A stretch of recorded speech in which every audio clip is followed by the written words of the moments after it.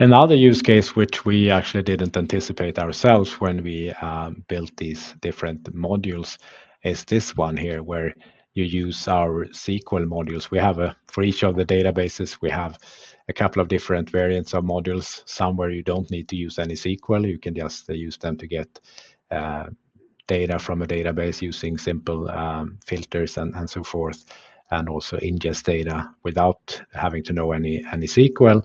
But there are also modules where you can run your own SQL statement for more complex operations.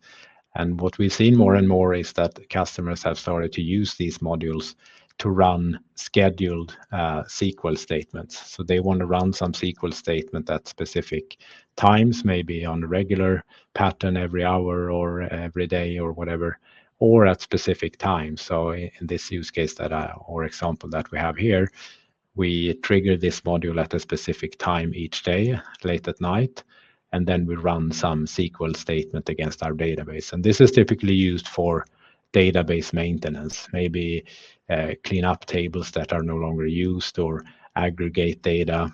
Maybe you have events or sensor data that you want to aggregate to a lower resolution after certain time to store to save space in your database and stuff like that.